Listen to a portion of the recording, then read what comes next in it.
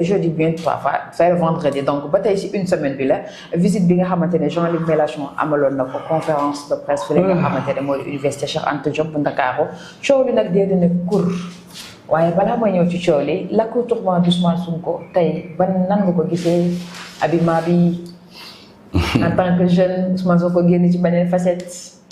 am na benn way daara yi mu naan kii si éclairer mon identité. C'est une question d'identité. Il faut qu'on s'identifie par rapport à notre culture.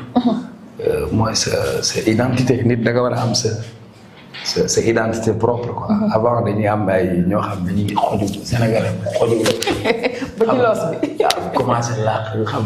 Comme sama maam Senghor xam nga ay je me rappelle affaire yooyu. Ça change quoi. Il faut qu'on soit des Africains authentiques quoi. Parce que ñun on a plus à montrer aux autres, à vendre aux autres. yow da ngay ñëw nasaraan yi ñoom ñooy ñëw di adopter suñu ay culture. parce que ñun am nañ culture yu baax yoo xam ne ñoom amuñu ko. effectivement. léegi-léeg yaa ngi may laaj sama yaay mënumaa wax. mais tubaab bu ko neexee bu toog ak yaa na ko putain. wala bokkuñu quoi.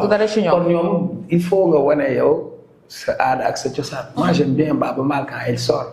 il met le tengadé du Peul, c'est un ambassadeur de notre culture donc pour moi c'était hyper important de marquer ça et puis. Ça rappelle un peu l'accoutrement qu'on doit mettre pour wane ni ñun dañuy jaay suñu réew parce que c'est pas Sonko parce que son image a fait le tour du monde son discours a fait le tour du monde qu'est-ce qu'il a apporté donc li mu sol c'est le contenant maintenant sur le contenu je crois que il a fait un discours avant moom Sarkozy était venu à l'université de Dakar le 26 juillet 2007 pour dire que l'homme africain n'est pas assez entré dans l'histoire. On a eu beaucoup de tollés, les intellectuels ont répondu, on a pensé Sarkozy, c'est à la limite, c'est une insulte quoi, pour dire que l'homme africain n'est pas entré dans l'histoire. C'est montrer toute sa méconnaissance de l'histoire du monde et de la civilisation.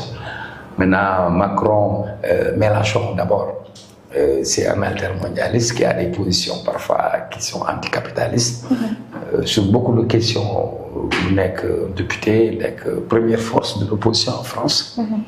Et puis c'est quelqu'un il tient des discours et puis il y a une rhétorique quoi. Donc, sur les relations géopolitiques mondiales, jouer ce rôle. Maintenant, quand Ousmane Sonko avait des difficultés, jamono boobu kenn ñemewul défendre Sonko.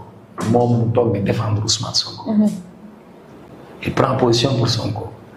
Et puis, naturellement, Sonko ak Diomaye, il ne faisait pas l'affaire de la France parce que c'est un discours qu'ils doivent tenir, discours souverainettiste, discours sur la question du CFA, etc. Donc, moi, juge ñëw na daf koy seet si. Ki muy seet si ne moom daf koy seet si en tant que chef de parti.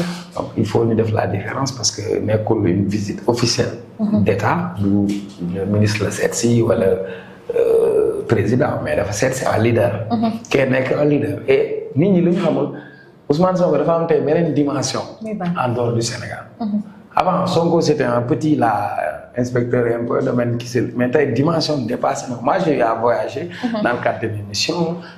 daaw maa ngi woon Cameroun j'étais dans des rencontres yu concernent les collectivités territoriales et africaines où on échange sur des projets mais ku dajeeg man tu es sénégalais où est Sonko? Burkinabé il me pose la question. Les Béninois me posent la question les Congolais me posent la question. boobu Sonko ngi nekk en prison. waaw. nga ñëw Cameroun ñu créé Pactef. ay jeunes benn leader jeune il s'inspire de Ousmane Sonko. nga dem yeneen dëkk yi. Il voit en Ousmane Sonko le symbole du renouveau africain, d'un nouveau leader africain qui est. Donc actuellement, il y a beaucoup de gens au Sénégal, exemple, la lutte que Sonko a menée, comment Sonko a fait pour aboutir à son projet. Beaucoup s'inspirent de lui aujourd'hui. Donc sa voix va porter.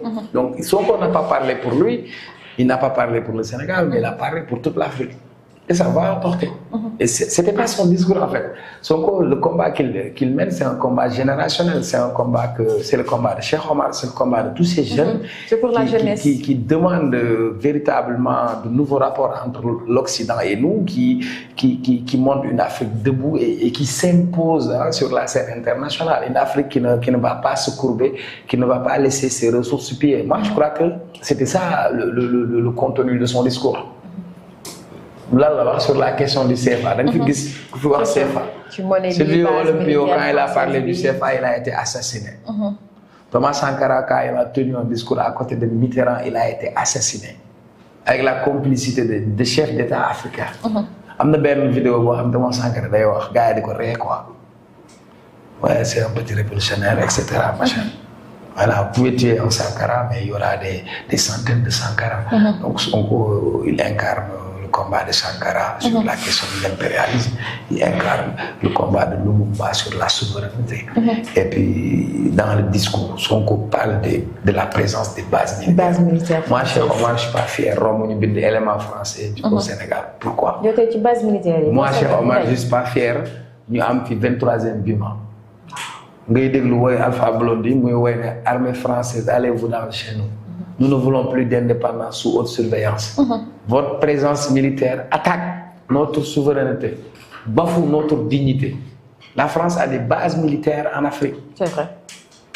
Sur la corne de l'Afrique, France a des bases militaires érythréennes. La France a une base militaire sur l'Ouest africain. Bi ñuy intervenir seen opération Serval au Mali fii la ñuy déparé. Pour des raisons sécuritaires et géostratégiques, am réew sa kaaraange war nga dem teel ko sa bopp yan accord de défense leen signé. ci yoon Sonko posé débat boobu posé débat sur la question du CFA. kenn laaj ko wax. ci affaire homosexualité. mu ne ko ça risque d'être un casus belli. man jànguma latin. dama dem xool boo demee tapé Google mooy loo xam ne mën na nekk guerre suñu diggante ak yéen. day indi coow. coow la. intifada. mu wax loolu wax na ko wala waxu ko. c'est vrai. mu ne leen yéen seen dëkk nangu leen góor gu am ñaari jabar ñun suñu dëkk nangu na ko. bu leen ñu imposer wax na moo boobu wala waxu ko. après tu te réveilles. nga ubbi la presse internationale man damaa këru sax seen indi. RFI bind Ousmane Sonko et Mélenchon affichent leur désaccord sur les minorités sexuelles maanaam Ousmane Sonko ak Mélenchon. fësal nañ seen ñàkk juboo ci wàllu ngóor jigéen. c'est vrai ou c'est pas vrai nga dem xoolaat beneen journal ñu ne Ousmane Sonko affirme son homophobie africaine. qu'est-ce que c'est que l'homophobie? Ça signifie àndoo ci wàllu ngóor jigéen. ñëpp xam nañu sax àndu ci. non au niveau international. ñu ñëw Sénégal. ay nit toog wëlbati affaire yi comme si waxul loolu quoi. dañ ko diffamé. non waxuma dañ ko diffamé. y a de la manipulation. c'est-à-dire aujourd'hui question d'opinion la maintenant les Sénégalais sont très éveillés li ngay wax ñoo la ko gën a xam li ngay lire ñoo la ko dàq lire. mais à quelle fin. dañoo bëgg te dégg kon. non à quelle fin.